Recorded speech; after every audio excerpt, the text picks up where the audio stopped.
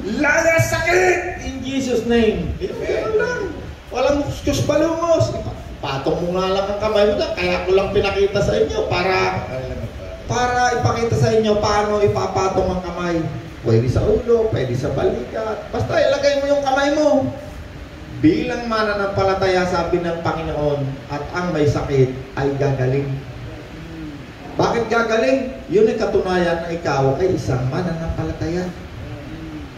Pero paano naman kung hindi gumaling? Abay, okay lang. Kaya gumaling hindi gumaling. Ang mahalaga, gawin mo yung party mo. Bilang isang mananampalataya, ipatong mo ang iyong kamay sa may sakit. No? Anong mahalaga? Kailangan alam mo, ikaw ay mananampalataya. O sino sa inyo nakakaalam siya ay mananampalataya? Taas ang kamay. Kailangan ikaw mismo alam mo na ikaw ay mananampalataya. Bakit? Ang patunay na ikaw ay isang mananampalataya, ikaw ay magpapatong ng kamay. Alam niyo bakit ang isang mananampalataya walang gumagaling? Kasi hindi niya ginagawa yung kanyang parte. Ayaw niyang manalangin sa may sakit. Ay, walang gumagaling. Ayaw niya ipatong ang kamay niya. Walang pakinabang. Hindi niya alam may kapangyarihan siya. Binigyan tayo ng Panginoon ng kapangyarihan. Napakadami. Pati ang mga demonyo na yan, ang mga pag-alagala na yan, walang kapangyarihan sa iyo yan. Ikaw ang may kapangyarihan sa kanila. Kaya takot magpakita sa akin yan. Dati nakakita ko niyan, yung mga white lady. Yung mga lumilipad na ako anong mga espiritu ng demonyo. Dati nakikita ko, takot ako, nagtatatakbo ako, ngingilig ako. Nung ako'y naging isang mananampalataya, tinanggap ko si Kristo. Hindi na ako makakita ng demonyo. Minsan nga naghahanap ako, ay demonyo, nasaan pa kayo? Gusto ko subukan, kung susunod sa akin eh.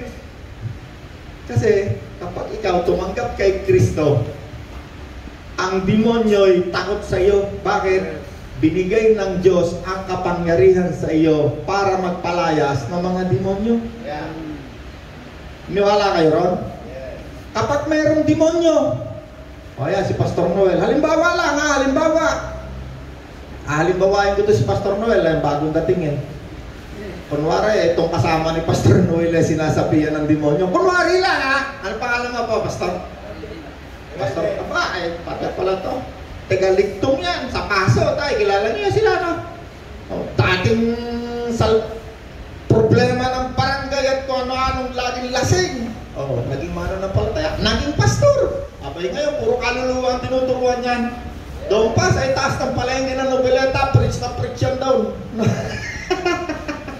Balik tayo sa example. Ang isang taong sumampalataya kay Kristo ay magpapatong ng kamay at ang may sakit ay gagaling. Walang kinalaman yung walang kang kinalaman sa paggaling ha, kung gumaling man, wala kang kinalaman kasi si nanay gumaling. Wala akong kinalaman, cancer. Hindi ako, kasi maraming nanalangin. Wag mong kukunin yung gloria para sa Diyos. Ang Diyos ang nagpagaling. Bagaman ako isa sa nanalangin, ang Diyos ang nagpapagaling. Ako wala akong kinalaman. At hindi lang ako, lahat ng tumanggap kay Kristo, taas ang kamay mo. Ang lugar ng dyablo sa buhay mo ay nasa ilalim ng iyong mga paa. Ang ibig sabihin doon, ang kapangyarihan nasa iyo. Hindi ibig sabihin ng dyablo, literal na nandyan sa paa mo. No? Sa best, nakakita ko sa simbahan. Sa pulpit, talon ng talon, ginaganyan yung demonyo. Sabi ko, kakatakot naman simbahan na to, may demonyo pala sa pulpit to. Ang ibig sabihin doon, inilagay na ng Diyos ang demonyo, espiritu ng kasamaan sa mundong ito, sa iyong kapangyarihan. Ang lugar niya sa buhay mo ay sa ilalim ng iyong mga paa. Yun ang ibig sabihin doon, wala silang kapangyarihan sa iyo. Hindi ngayon, ayan ang puro verse yung nabasa ni Gasosing. Hindi ko na binabanggit ang verse. Basta tayo nag-usap dito, hindi kwentong kutsero. Sigurado nakasulat sa Bible. Binigyan tayo ng kapangyarihan magpalayas ng mga demonyo. Ayan, na-example ito. Kunwari, si Pastor Noel na-possess ng demonyo. Kasi ang Panginoon, pag yan ay nangaral, pagdating niya sa sinagoga, ang unang sumisigaw yung mga taong possess ng demonyo. At pinapalayas ng Panginoon ang demonyo doon sa mga tao. Pag ang isang tao possess ng demonyo, pag ikaw ay isang mananampalataya, utusan mo, wala siyang maaaring gawin kundi sumunod sa iyo. Bakit? Ang Espiritu ni Kristo nasa sayo. Si Kristo mismo ang sinusunod niya, hindi ikaw. Dahil isa kang mananampalataya. Pag sinabi ko, demonyo, lumayas ka sa katawan nito ni Nobel. Wala yung gagawin kundi lumayas. Pag nagsisisigaw yan, sabihin mo, tumahimik ka. Ba't mo alam, Kuya Roland? Ilang beses ako nakaka-encounter ng taong possessed ng demonyo. Kahit anong sabihin ko, sinusunod. Bakit? Pagkat si Kristo, yung Espiritu ni Kristo na nasa sayo, yun ang nakikita ng demonyo, hindi ikaw. At wala siyang gagawin kundi sumunod sa utos ni Kristo. Kapag yung isang tao hindi naman possess, hangin lang sa ulo, kung ano-anong gustong gawin, yun ang problema, hindi susunod sa iyo. Yung espiritu ng tao, hindi yan susunod sa iyo. Kasi merong will yan. Pag possess ng tao yan, dyan magkakaroon ng problema. Amen? So, after 30 years hanggang ngayon, ito pa rin. Nagbabahagi pa rin ng salita ng Diyos. At kapag tayo nag-usap dito, nagbahagi tayo ng salita ng Diyos, sinong itinataas natin? Sinong nakikilala natin? Walang iba kundi si Kristo.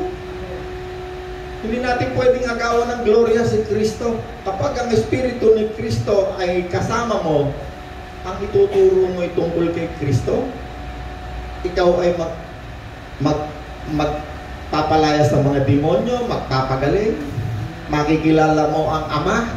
Yan ang mga makikilala natin. Okay, punta tayo sa Bible.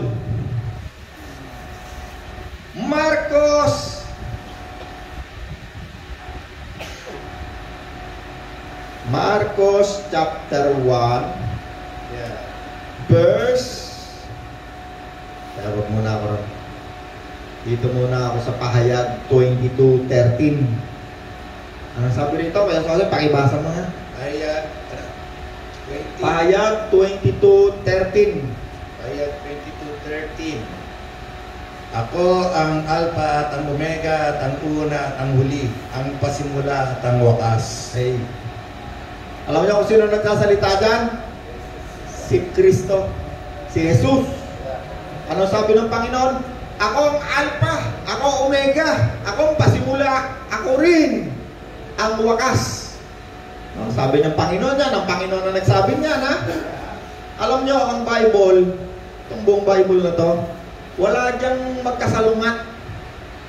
Walang salita sa Bible, kahit saan mo yung basahin, wala diyang magka-conflict, yung magkasalungat, wala.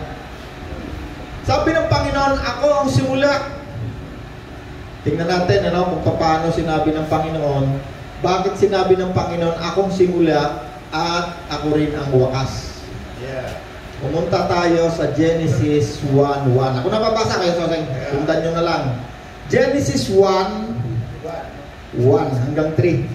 Nang pasimula, nilikha ng Diyos ang langit at ang lupa. Okay, andun yung pasimula, no? Andun yung sinabi ng Panginoon na ako ang simula, ako ang wakas.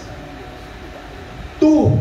Ang lupa ay walang hugis o anyo, dilim ang bumabalot sa kalaliman, at kumikilos ang Espiritu ng Diyos sa ibabaw ng tubig. Ano? Kasi lahat tayo may Bible na, ano? Cellphone natin, ano? Tama ba yung binabasa ko?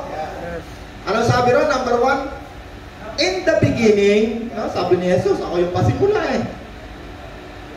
Sabi dito sa Genesis, sa pasimula, nilikha ng Diyos ang langit at lupa. 2. At ang Espiritu ng Diyos ay kumikilos sa ibabaw ng tubig. Nung pasimula, nandun na ang Diyos. Anong ginagawa niya? Nandoon na ang Espiritu ng Diyos at siya ay kumikilos na. Nang pasimula pa. Okay, tuloy pa natin. 3. At sinabi ng Diyos, magkaroon ng liwanag, at nagkaroon niya. Okay. Paano nagkaroon ng liwanag? Yung unang nilikha ng Diyos sa daigdig? Nagsalita lang. At sinabi ng Diyos, magkaroon ng liwanag. No? Ganon din ang ginawa ng Diyos. Paano siya lumikha ng puno, ng hayop? Nasalita lang. Magkaroon ng hayop, pati tao. Salita lang. Hindi kailangan ng factory ng Diyos. Lumilikha. Kaya ang Bible, hindi yan maunawaan ng isang taong wala si Kristo. Kasi ang lahat dito sa Bible ay hiwaga. Hindi maipapaliwanag. Pero punta ka sa UP, meron din silang paliwanag kahit di naniniwala kay Kristo. Big Bang Theory, kung ano mga evolution theory, meron din silang paliwanag. May libro pa rin sila. Hindi nila maunawaan yan. Paano nilikha ng Diyos ang daigdig? Okay. Punta tayo sa John chapter 1, verse 1. Nang pasimula, ayan, ako ulit babasa ko yan, Soder. Ay naroon na ang salita. Dito sa Genesis, sabi rito, sa pasimula ay nilikha ng Diyos ang langit at lupa. Paano niya nilikha? Salita lang. Magkaroon ng liwanag sa salita. Okay, John chapter 1, verse 1. Nang pasimula, naroon na ang salita. Okay, yan tinutukoy dyan ng Genesis. Ang tinutukoy ng Panginoon doon sa pahayag, akong simula, akong wakas, tinutukoy din ng Panginoon yun. Genesis din. Okay, tutuloy ko pa. 2. John chapter 1, verse 1, ng pasimula, naroon na ang salita. Ang salita ay kasama ng Diyos. Ang tinutukoy niya doon sa Genesis. Oh. Ano sabi roon sa Genesis? O, bigyan ko nga na example na kunin ko itong aking puting panyo. Sa Genesis, sabi roon sa Genesis, nang pasimula ay nilikha ng Diyos ang langit at lupa. Okay. Ang Diyos ang lumikha. At ang Espiritu ng Diyos ay kumikilos sa ibabaw ng tubig. Okay. Let's say, ito yung Espiritu ng Diyos, ha? Ang Diyos walang katawan, ha? Walang katawan. Walang katawan ng Diyos. Ang Diyos ay Espiritu. Yan, at Genesis chapter 1. Ang Diyos ay Espiritu. Sabihin natin, yan yung Espiritu ng Diyos, ha? Hindi ko man inaano ang Diyos. Kundi inahalimbawa ko lang para mas malinawan natin. Para mas makilala natin si Kristo. Kasi pag hindi mo kilala si Kristo, hindi mo gagalangin si Kristo. Pag ang pinapanood mo lang yung mga geographic, mga kung ano-anong mga kabastusan na si Kristo, may kabit, may anak, hindi mo gagalangin si Kristo, hindi ka mananampalataya kay Kristo. Hindi mo siya gagawing Panginoon at tagapagligtas. Kailangan makilala mo si Kristo para ikaw ay magtiwala ng lubos-lubos kay Kristo. Kaya sabi doon sa Genesis chapter 1, nung pasimulay naroon ng Espiritu ng Diyos. Espiritu ng Diyos, walang katawan, inahalimbawa ko lang, ha? Kunwari, ayan ng Diyos. Espiritu ng Diyos ay kumikilos sa ibabaw ng tubig. No? Kasi ang daigdig, bilog, walang lupa, balot siya ng tubig nung pasimula. Sabi rin niya ng mga scientists. Okay. In the beginning, naroon na ang salita ng Diyos, naroon na ang Espiritu ng Diyos, naroon ang Diyos. Anong ginawa ng Diyos? Siya ay lumilikha sa pamamagitan lamang ng salita. Okay, malinaw sa inyo, ha? 3 verse itong binuksan ko, ha, para mas malinawan natin si Kristo. Sabi rito sa John chapter 1, nang pasimula, doon sa Genesis, naroon na ang salita. Bakit naroon? Kasi siya yung nagsasalita. No, kaya doon sa verse natin na binabasa malimit, sa unang Korinto 8:5-6, para sa atin na sumasampalataya, iisa lamang ang Diyos, ang Ama na lumikha ng lahat ng bagay. Genesis ang tinutukoy niya rito, ni Apostol Pablo. At iisa rin lamang ang Panginoon. Sa pamamagitan niya ay nilikha ang lahat ng bagay. Okay, na naghihiwalay sa inyo, nakikilala natin si Kristo, ano? Kailangan natin makilala si Kristo ng detalyado para magtiwala tayo kay Kristo. Pag hindi tayo nagtiwala kay Kristo, ay nako, pagpunta natin kay sa kumpare ko, puro agimat yan. Bibigyan ka niya ng mga pinto, sari-saring pangalan niya. Ano, paray na maraming agimat doon sa atin ng araw. Ano? Bibigyan, nako, kung di ako nakakilala kay Kristo, baka ako namimigay ng agimat, puro pangalan ng demonyo bibigay ko sa inyo. Ayan, tasalan mo yan. Luhutan mo. Umaga, gabi. Okay, balik ulit tayo. John chapter 1, verse 1, nang pasimula, naroon na ang salita. Ang salita ay kasama ng Diyos. Okay, Genesis chapter 1 ulit. Nang pasimula, naroon na ang Espiritu ng Diyos. At sinabi ng Diyos, nandoon ang salita, naroon din ng Diyos magkasama. Sabi sa John chapter 1, verse 2, ang salita ay kasama ng Diyos. Ibig sabihin, magkasama sila ron. Nung pasimula pa, sabi ni Jesus sa Revelation, sa pahayag, akong simula, ako rin ang wakas. Ibig sabihin, sinasabi ng Panginoon, nung nagsimula pang lumikha ang Diyos, naroon na siya. Siya yung salita na lumilikha. Kaya sabi doon sa binasa natin kanina, iisa lamang ang Diyos, ang Ama na lumikha sa lahat ng bagay, iisa lamang ang Panginoon, sa pamamagitan niya ay nilikha ang lahat ng bagay. Okay. John chapter 1 verse 3. Tuloy-tuloy lang. Nilikha ang lahat ng bagay sa pamamagitan ng salita at walang anuman na nalikha kung hindi sa pamamagitan ng salita. Okay, malinaw sa atin ano? Malinaw ano? Okay. Okay. Tatalon ako sa 10. John chapter 1 verse 10. Tuloy-tuloy lang ito pero hindi ko nadadiretso yun kasi medyo mahaba. Doon ako sa 10. Sa 14. Katawang tao. Naging tao, nagkatawang tao ang salita. Okay. Ito na. Ihalin tulad ko lang. Genesis, naroon ng Espiritu ng Diyos. Nagsasalita. Nagkatawang tao ang salita. Magkasama sila. Okay, ito yung salita. Ayan yung nagsasalita. Ayan yung Diyos. Pero sila yung Espiritu. Sa Espiritu, lagi silang magkasama, hindi sila naghihiwalay. Ang Panginoon at ang Ama hindi naghihiwalay. Pag sinabing sa Espiritu, hindi maghihiwalay. Hindi mo yan mabibiyak ng tabak, hindi mo yan mabibiyak ng barel, hindi mo mahihiwa. Sa Espiritu, ang Diyos lagi magkasama. Pag sinabing Espiritu ng Diyos, Espiritu ni Kristo, hindi mo rin yan ma-identify kasi dito sa Bible, sa Genesis, hindi lumalabas pa yung tinatawag na banal na Espiritu. Lumabas lang yung salitang banal na Espiritu. O minsan, meron, si David nga, sabi ni David, huwag mo pong tanggalin sa akin ang banal mong Espiritu. Kasi, ang Diablo, nandito sa lupa, Espiritu rin. Espiritu rin. Kaya lang ang tawag sa kanya ay Diyos ng kasamaan na dumadaya sa isip ng mga taong ayaw tumanggap kay Kristo. Para hindi nila makilala si Kristo. Okay. Genesis, andyan ang Diyos.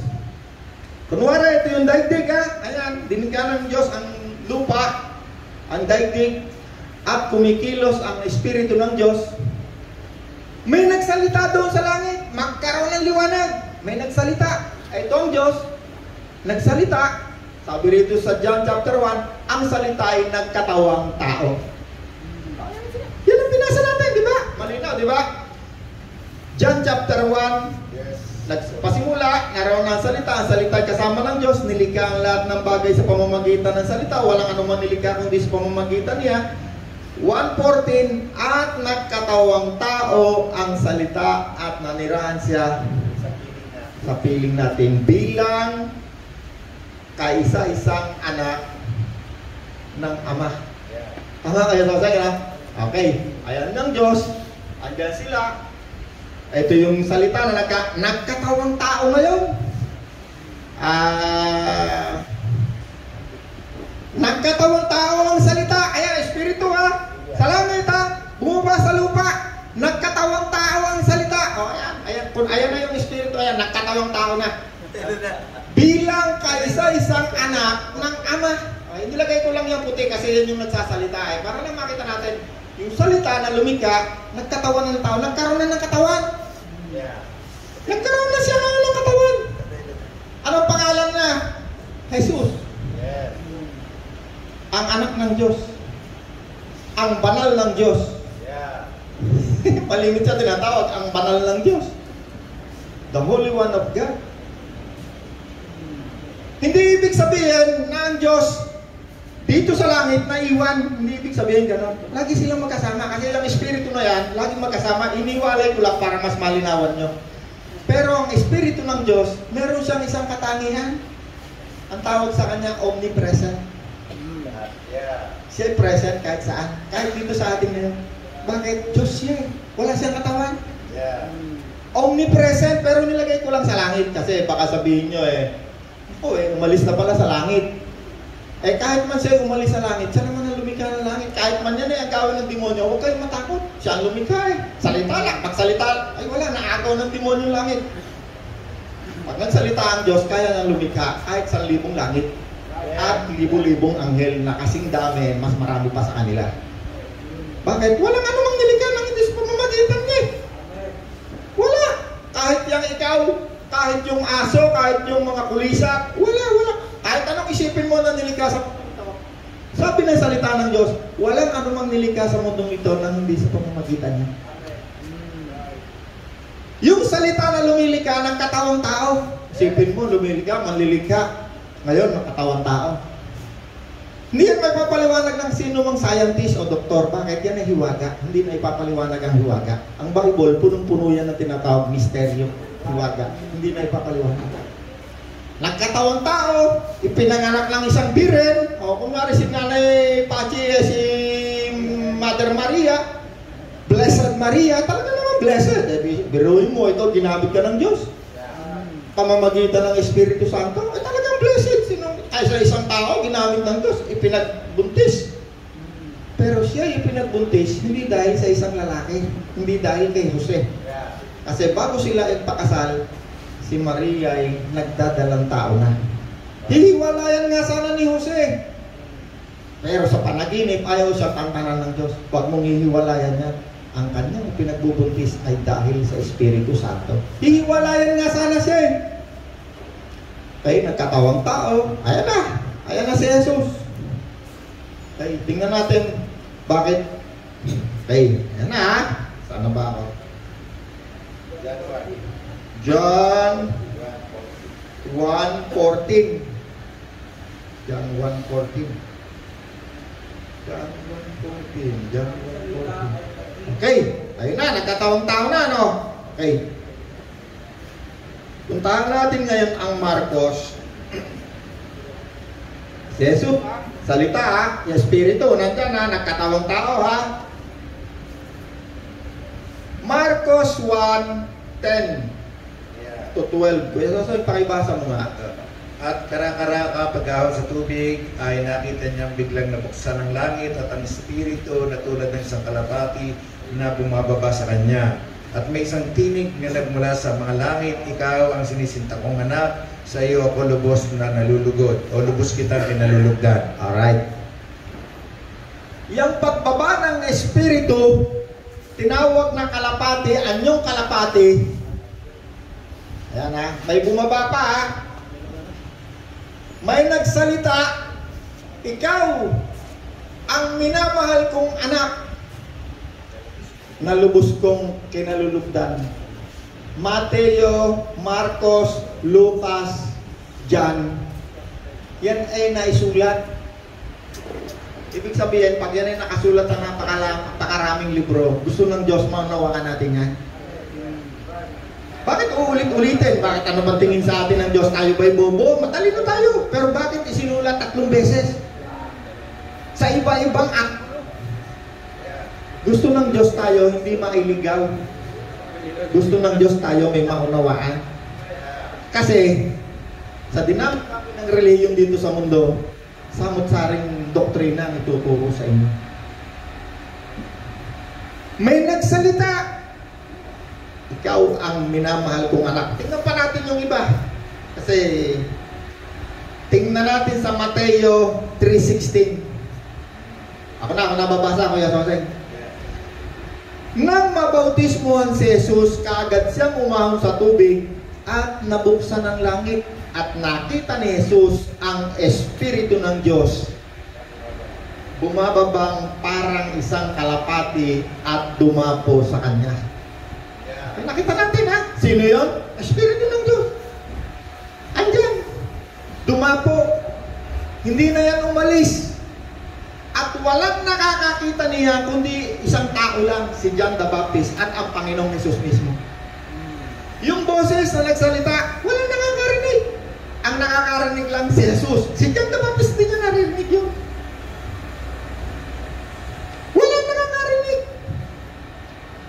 Wala rin nakakakita. Kaya wag mong hanapin ng kalapati. kalapati. Yun ay napaka-espesyal na anyong kalapati na bumaba kay Jesus. No? Huwag mong hanapin yan sa ating mga hintil. Huwag nyo yung hanapin. Although, kung mangyari man yan, abay na, you are a blessed. No? Para kasi Maria, you're a blessed man or woman. Pero sa tinagal-tagal kong bilang mananampalataya, wala pa kahit isa akong nakausap na meron siyang nakitang kalapati o meron siyang nakitang apoy na bumaba sa kanya. Kung meron man nagsabi, sinungaling, hindi totoo. Kasi pag tinanong ko, paano mo nakita yung apoy? Basta nakita ko yung apoy. Hindi niya may paliwanag yung detalye. Pag may detalye, katulad nitong sinasabi ng Diyos, hindi mo pasinungalingan yan. Kahit sa korte, tatayo yan. Kahit ulit-ulitin ka tanong, pare-pareho sagot mo yan. Bakit? May detalye. Hindi magbubungguan yan, hindi yan complete. Pag ikaw umimbento ka ng kwento, pag tinanong ka ng 3 beses, sigurado maglalabo-labo yung invento mo. Kaya sa hukuman, inuulit-ulit yung tanong. Punta kayo sa Senado, manood kayo, tinan mo pa ulit-ulit ang tanong. Kasi doon nahuhuli yung magsisinungaling. Pag tinanong ka ng detalye, ayan na, patay ka na dyan. No? Ay nakita ko po, binaril. Paano binaril? Di mamaya, sabihin mo, isang kamay. Mamaya, tatanungin ka, paano, anong baril? Saan mo, anong posisyon ng bumaril? Ayan na, wala na yung detalye. Kasi kasinungalingan yan. At nakita kong bumaba. Ano yung espiritong bumaba? Espiritu ng Diyos. O, tingnan pa natin sa ibang detalye. Kasi ang Bible, hindi mo mapapaliwanag paano siya nagsusulat. Kahit yung bulungan dyan na susulat. Bakit? Ang nagsusulat niyan ay Espiritu ng Diyos. Hindi mo maipapaliwanag, hindi mauunawa ang Bible ng isang taong wala si Kristo. Ang unang hakbang, para ang Bible maunawaan mo, kailangan mo muna tanggapin si Kristo. Kailangan mo maging mananampalataya ni Kristo. Okay, tingnan pa natin sa ibang anggulo. Lucas 3:22. Nang mabautismoan si Jesus, bumaba sa kanya ang Espiritong Santo. Okay, meron na siya ngayong title. Anong uri ng Espiritu? Banal. Banal na Espiritu. Meron ba kayo? Pero sino sa inyo rito nakabasa? Merong Diyos Espiritu Santo. No, kasi yung doktrina ng, alam nyo na, ng Katoliko. Hindi ako against sa Katoliko kasi alam ko yan, ay doktrina nila yan. Sino sa inyo nakabasa na merong Diyos Espiritu Santo? Merong Diyos Ama, napakarami. Merong Diyos Anak, napakarami rin. Bakit sila Diyos? Natural naman, kaya nilang lumikha. Meron bang taong kayang lumikha? Demonyo ba kayang lumikha? Wala. Diyos lang ang lumilikha. Wala nang iba.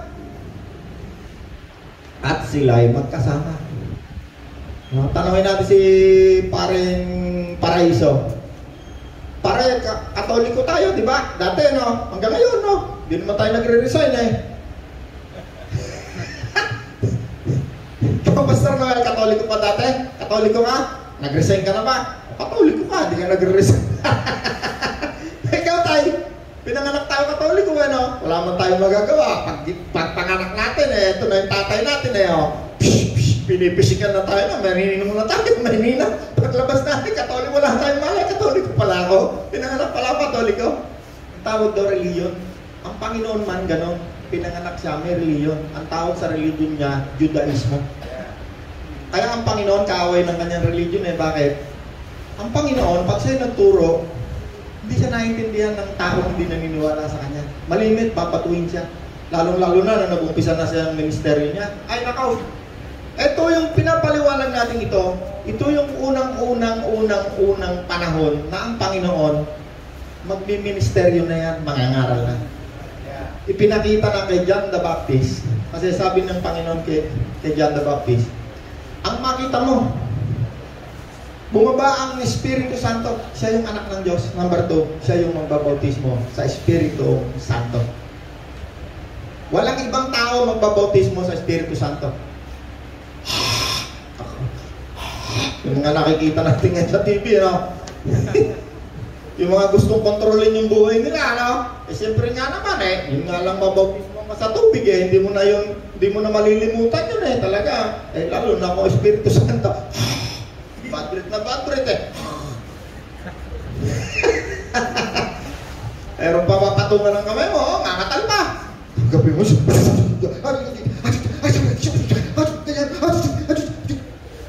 Ito naman tao ito, litong-lito. Ayan, karanasan ko yan. nagustuhan kong mabaptize sa Espiritu Santo, naku po, kapilipilipit na yung, wala nga lang yung pisahin ka. Buka mo dito, lamig mo dito. Ay, di na yan. Ito nga yung ginayot. Sambalasira, masandala, masya.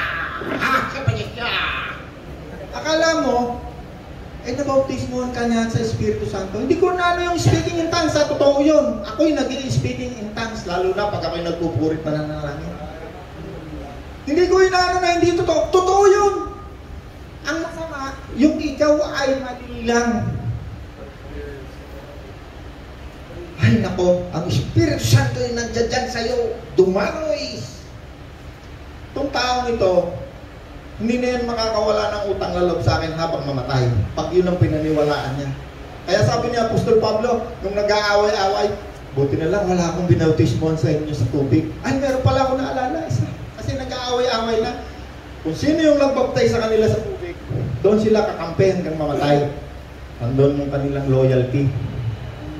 Ang pinakamasama sa isang mananampalataya, kapag ang iyong loyalty 100% binigay mo sa tao, malilin lang ka ng tao.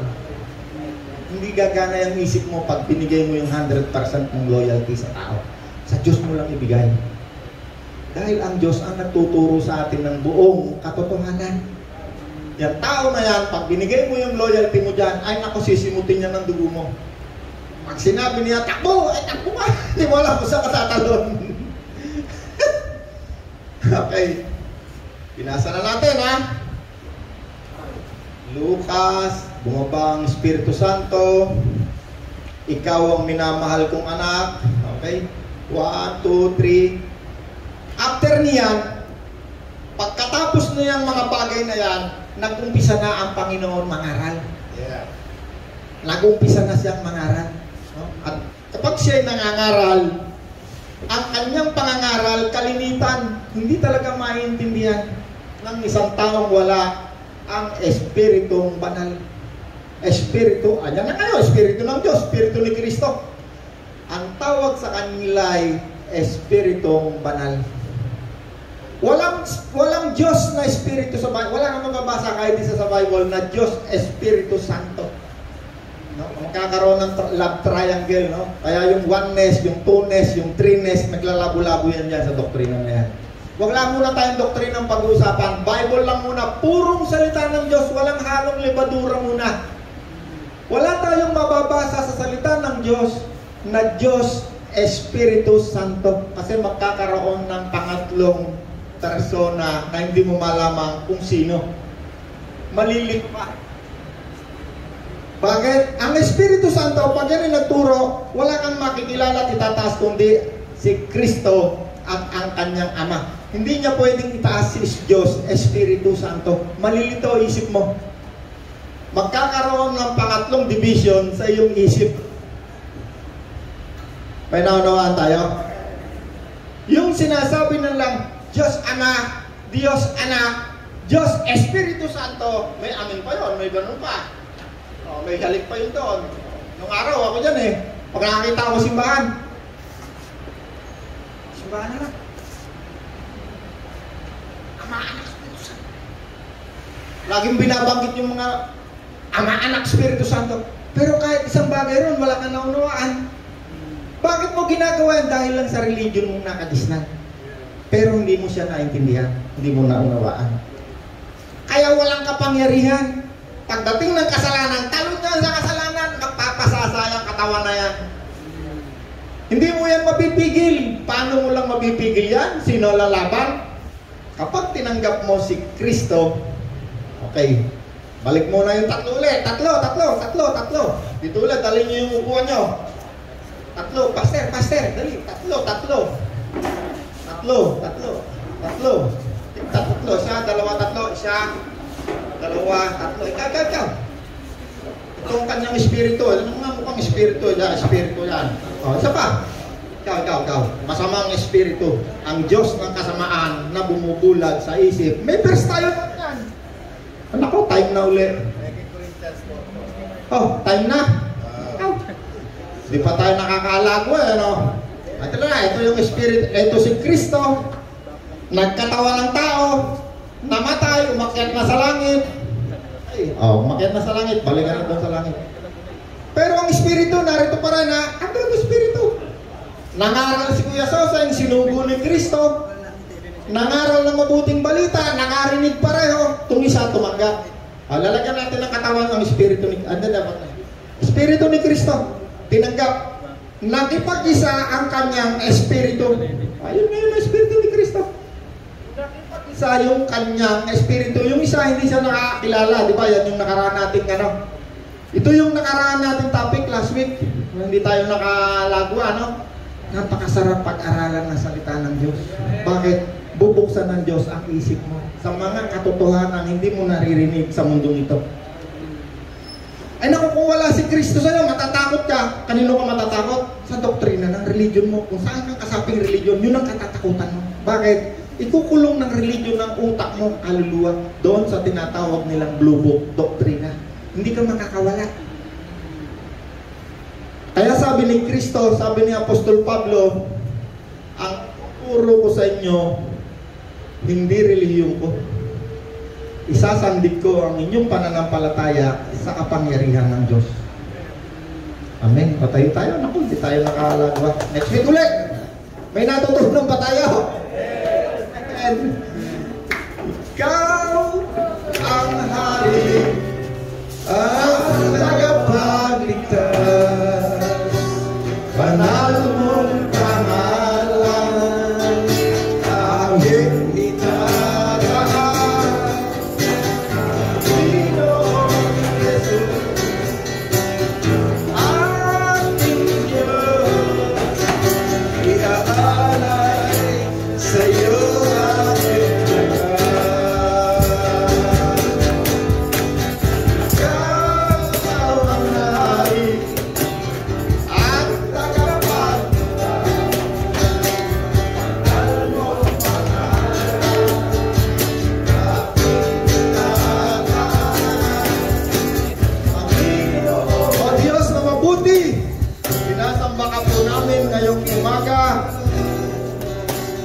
gamitin mo po ang salaping ito upang tumulong sa aming mga kapatid na nangangay.